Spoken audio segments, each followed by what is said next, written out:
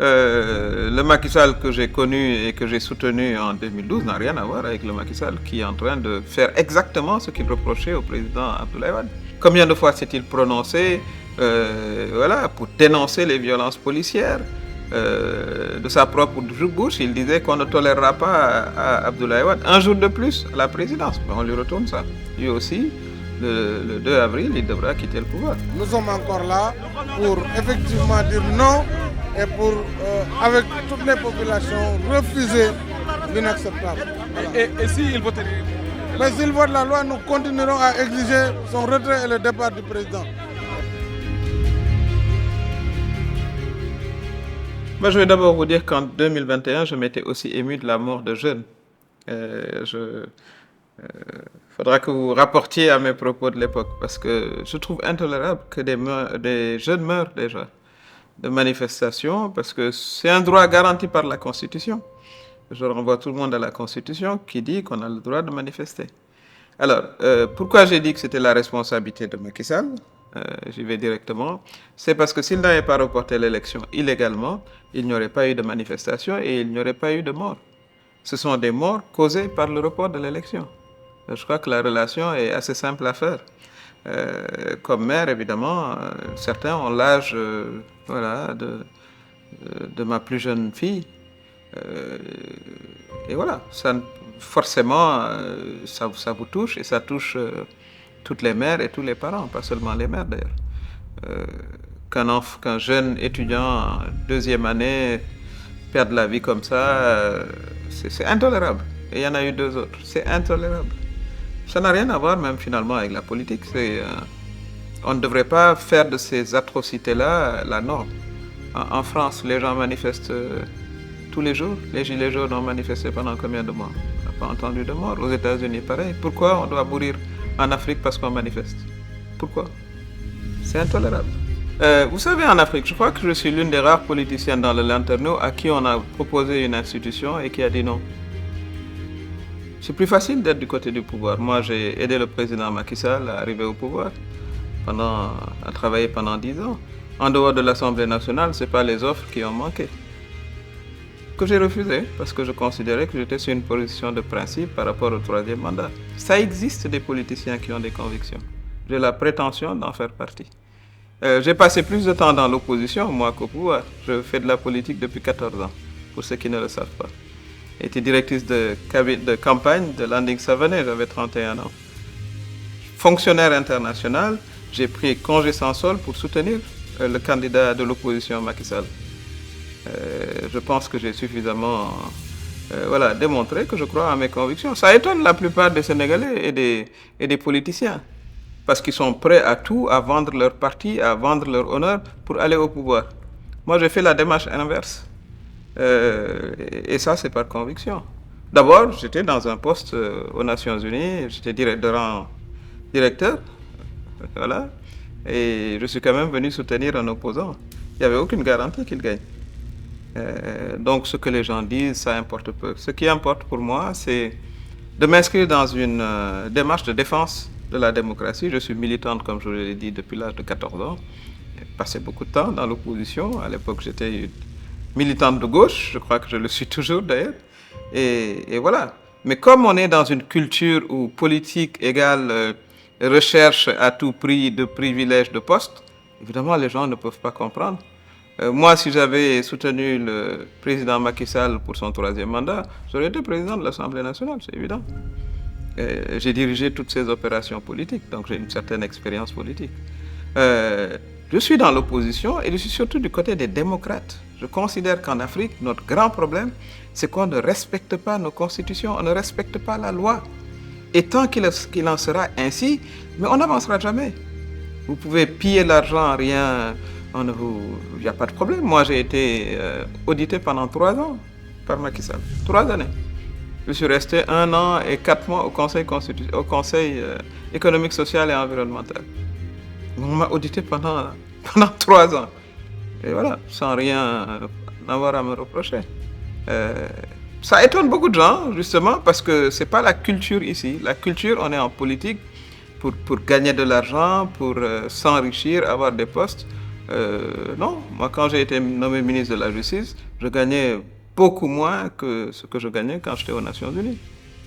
Voilà, et j'espère inspirer les jeunes générations à s'engager, et on les voit maintenant sur le terrain, à s'engager pour leur pays, et pas forcément pour ce qu'ils auront en transhumant à gauche et à droite. On ne transhume jamais du pouvoir vers l'opposition. Hein.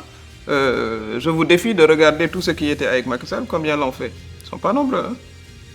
Pas du tout. Et je jouais les premiers rôles.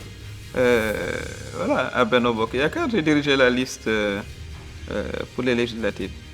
Voilà, donc ceux qui parlent, je les laisse parler et je continue mon engagement et j'espère qu'il y aura de plus en plus de jeunes et de femmes qui seront prêts à s'engager pour leur pays, pour la démocratie.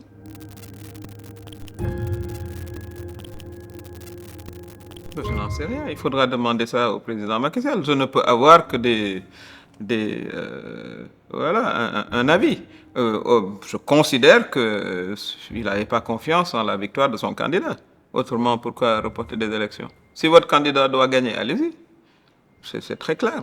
Lequel candidat, d'ailleurs, par la suite, a été accusé par un autre parti de l'opposition d'avoir corrompu le Conseil constitutionnel.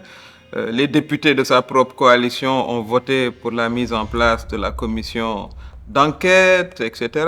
Bon. Ensuite, lui-même, Amadouba, pour ne pas le nommer, était foncièrement contre le report de l'élection. On l'a entendu dire la dernière fois, oui, qu'il est pour le report. Enfin, voilà. Moi, je ne suis pas ce type de politicien, moi. Moi, j'ai un avis, je m'y tiens, quelles que soient voilà, les conséquences. Et je m'y tiens. Donc, je crois qu'il a reporté l'élection.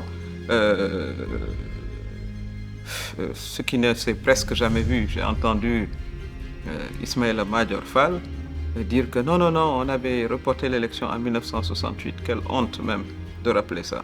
Donc Macky Sall nous a ramenés à plus de 56 ans en arrière. Voilà. Je considère lui-même qu'il devrait rester dans la réserve qu'il avait prise jusqu'à présent parce que tous ses avis se sont avérés être une catastrophe, lui, Ismaïla Madior Fall. C'est le théoricien du troisième mandat. Finalement, Macky Sall n'a pas fait de troisième mandat. Il influence le Conseil constitutionnel. Il a entendu la réponse d'un magistrat en position. Donc tout ça est à changer. Est à changer parce que l'image du Sénégal est tellement malmenée, écornée. On fait la risée de tout le monde. Nous qui aimions donner des leçons de bonne conduite démocratique, aujourd'hui, le président Macky Sall, il est au banc de la communauté internationale. Vous avez vu les condamnations fusées de partout, à commencer par la CEDEAO, l'Union européenne, les Nations unies, partout. Donc je considère que je suis du bon côté de l'histoire et c'est ce qui compte. Pour le reste, je n'y prête pas tellement d'attention.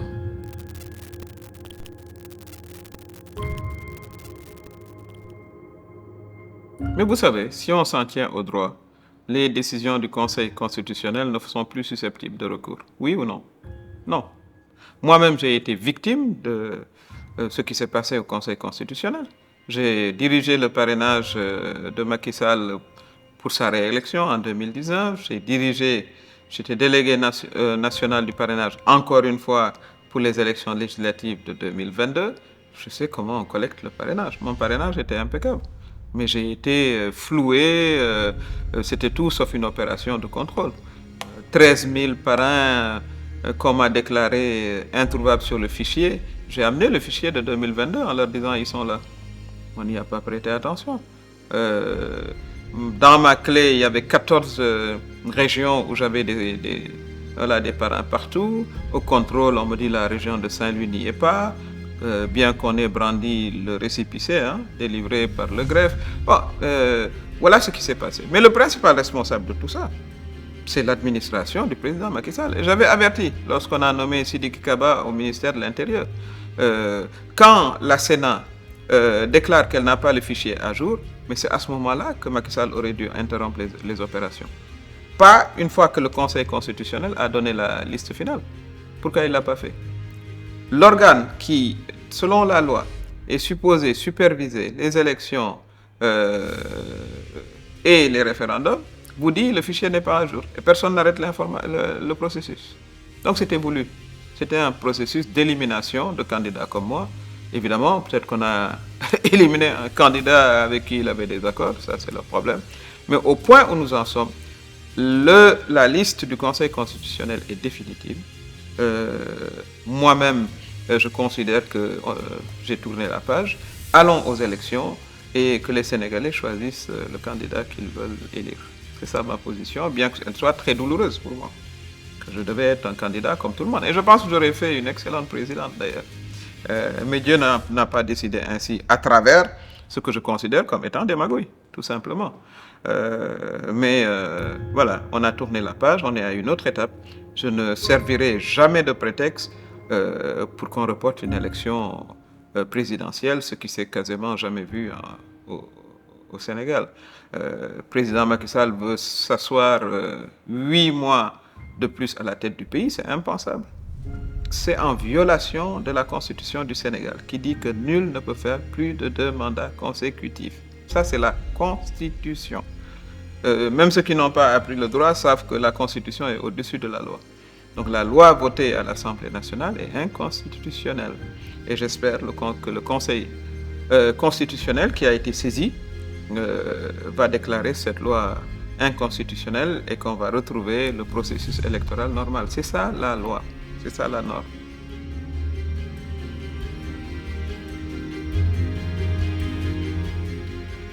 Mais il aurait dû participer dès le départ. Il y avait 2 juges qui avaient demandé qu'il participe. Au même titre que Diomaye Faye. Il a été emprisonné pour des questions uniquement politiques. Donc ce n'est pas une amnistie, c'est un retour à la normale. D'ailleurs, tous ces gens-là devraient se retourner contre l'État pour emprisonnement abusif. C'est comme ça que je le vois. Donc ce n'est pas de la magnanimité qu'il fait. Il retourne à ce qui est tout à fait normal face à la pression de la rue. C'est ça, c'est les Sénégalais qui sont sortis, qui lui ont imposé cela. Il ne faut pas qu'il essaye de jouer au généreux qui amnistie. Ces gens n'auraient jamais dû être emprisonnés. Notre responsable de Tambacounda, Mimi 2024, est en prison depuis 8 mois, sans qu'aucun acte judiciaire ne soit posé. Mais il devra, à sa sortie, se retourner contre l'État du Sénégal, tout comme Ousmane Sonko et les autres. Plus de 2000 jeunes qui sont en prison. Donc c'est sur la pression de la mobilisation populaire et de la communauté internationale qu'il est obligé, forcé, à faire ce qu'il est en train de faire. Je ne lui reconnais aucun mérite pour ça. C'est lorsque vous violez la loi et vous voulez sortir par une autre porte pour apparaître comme un héros, mais c'est d'un autre âge. Dans quel pays maintenant vous voyez des licences de télévision être retirées? Même en Afrique. Je ne parle même pas des autres pays. Même en Afrique, ça ne se fait plus. Donc encore une fois, c'est la mobilisation des Sénégalais qui le remet lui dans le droit chemin. Et les Sénégalais ne devraient pas arrêter justement cette mobilisation jusqu'au départ définitif de Macky Sall après le 2 avril. Ça, c'est ma conviction. Avant de jouer aux démocrates, il faut arrêter d'abord de violer la Constitution, d'emprisonner les citoyens de manière illégale, de les empêcher de participer aux élections, soit en trichant avec le parrainage ou en ne respectant pas des décisions de justice. Donc c'est ce qu'il devait d'abord faire. Et encore une fois, il n'a aucun mérite pour les actes qu'il prend et c'est désolant parce qu'il va sortir par la petite porte avec justement le tampon, le bulletin de sortie d'un président qui aura reporté une élection présidentielle et qui tient coûte que coûte à se maintenir à la tête de l'État.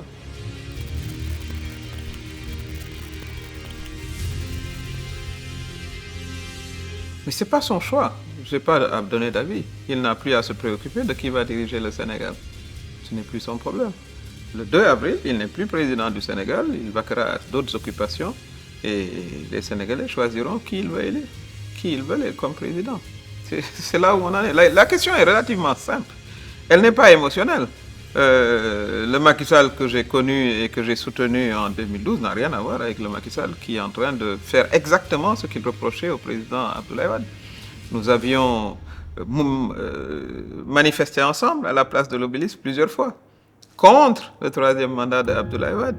Combien de fois s'est-il prononcé pour dénoncer les violences policières, de sa propre bouche, il disait qu'on ne tolérera pas à Abdoulaye Wade un jour de plus à la présidence. Mais on lui retourne ça. Lui aussi, le 2 avril, il devra quitter le pouvoir. Nous sommes encore là pour effectivement dire non et pour, avec toutes les populations, refuser l'inacceptable. Voilà. Et s'il vote? Mais s'il vote la loi, nous continuerons à exiger son retrait et le départ du président. Il n'est pas question qu'il se maintienne à la tête de l'État jusqu'en décembre. Voilà, donc c'est malheureusement le pouvoir exorbitant entre les mains de nos présidents qui les change, et il faudra procéder à des réformes institutionnelles pour que vraiment on protège les présidents contre eux-mêmes, contre leur entourage, contre leur famille et contre toutes les dérives auxquelles on a assisté depuis que Macky Sall s'était mis en tête de faire un 3e mandat. C'est ça la vérité. Il ne sera pas reconnu comme président du Sénégal. Ça, je pense qu'il le sait. Avec toutes les condamnations de la communauté internationale et des Sénégalais, il sera responsable de tous les troubles qui se passeront au Sénégal. Déjà, il est responsable pour moi de ces pertes de 3 vies humaines. Parce que s'il avait tenu l'élection, ces jeunes-là n'auraient pas manifesté, ne seraient pas morts. C'est aussi simple. Donc tout ce qui passera par la suite, qui se passera par la suite, il en sera grandement responsable. Et j'espère qu'avant qu'on en arrive là, que le Conseil constitutionnel déclarera cette loi anticonstitutionnelle et qu'on ira à l'élection pour qu'on ait un président et que le Sénégal retourne à la normale. Tout ce qui se passe aujourd'hui est déplorable pour l'image du Sénégal. Déplorable.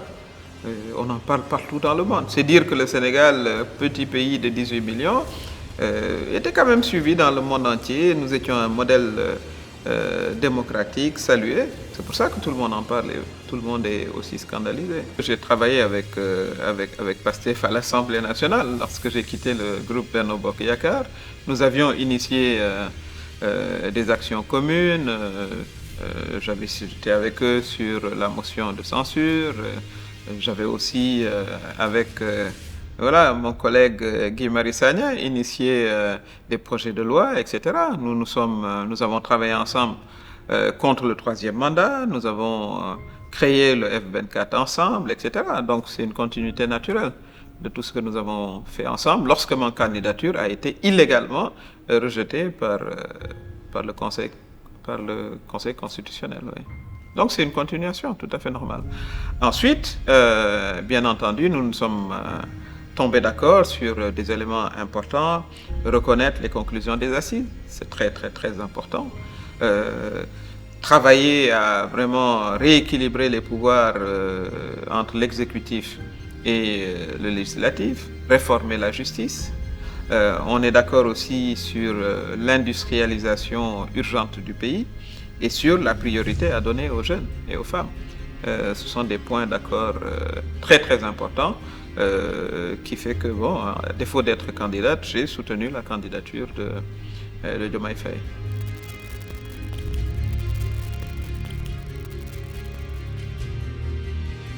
Mais je le pense, je vous l'ai dit tout à l'heure. Je pense que son candidat était incapable de gagner et ça ne m'étonne pas. Son candidat, en 2022, il était derrière moi. J'ai dirigé la liste des législatives. S'il avait cette capacité-là à faire gagner une élection nationale, il aurait dirigé la liste. D'autant plus que lui, le 3e mandat ne le dérangeait pas du tout. Alors que moi, j'ai toujours eu une position constante sur le 3e mandat.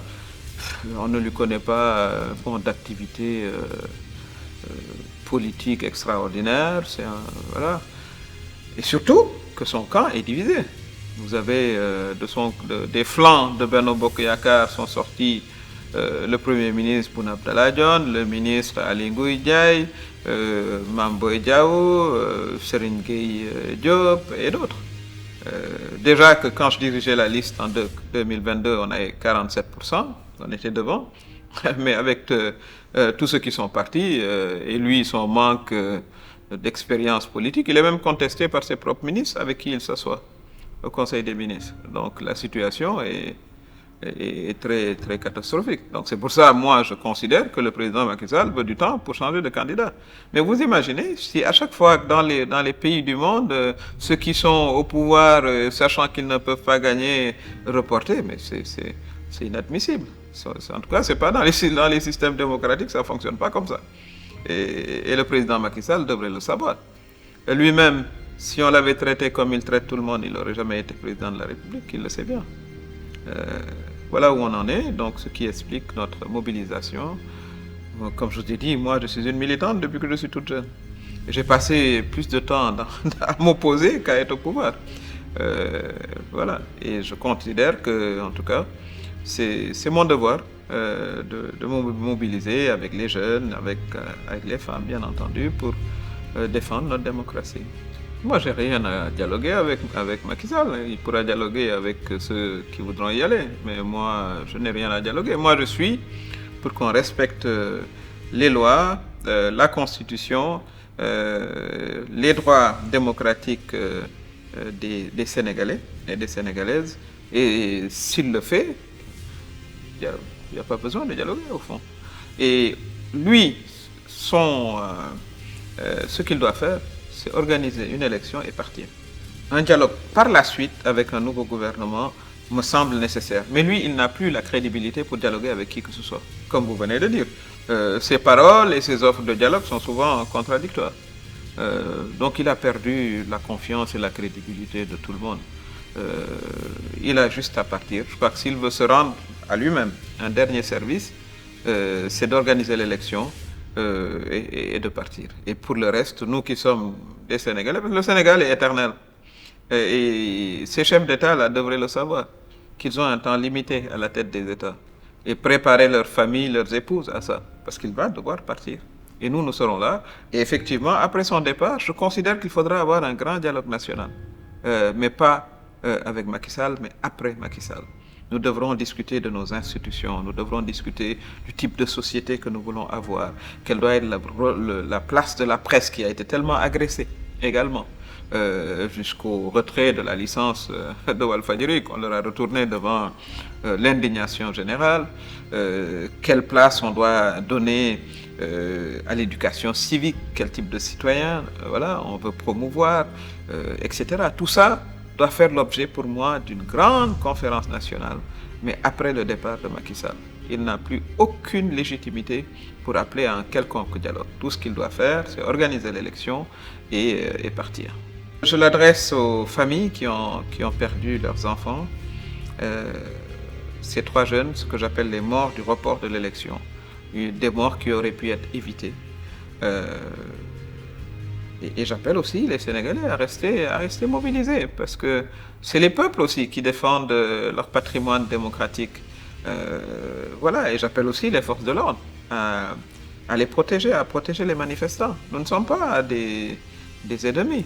Les forces de l'ordre viennent de nous. Ce sont nos enfants, nos neveux, nos maris, et ils servent la population. Ils ne servent pas Macky Sall et son gouvernement. Et ça, c'est aussi un appel que je voudrais leur faire. J'en profite aussi pour m'indigner de l'appel du pied de Macky Sall lors de sa dernière interview à Associated Press. Voilà, si on ne s'entend pas, d'autres forces, mais il n'y a aucune autre force ici. Tout le monde a compris que, bon, si vous ne venez pas dialoguer avec moi, les militaires pourraient prendre le pouvoir. Mais les militaires n'ont jamais dit qu'ils voulaient prendre le pouvoir. Nous avons une armée républicaine. Depuis 1960, ils ont assuré leurs fonctions régaliennes sans s'intéresser à la politique. Et ça, c'est tellement dommage qu'il ait pu sortir ça, que cette phrase, pour quelqu'un qui a été élu démocratiquement, par le processus démocratique, son devoir aurait été de laisser le Sénégal avec une démocratie renforcée, et pas ce que nous assistons. Mais comme je dis, très souvent, c'est les pouvoirs exorbitants que nos présidents ont entre leurs mains qui entraînent ces dérives. Donc ça, c'est des questions qu'il faudra prendre en compte avec le prochain régime, avec ce grand dialogue national qu'on organisera après Macky Sall.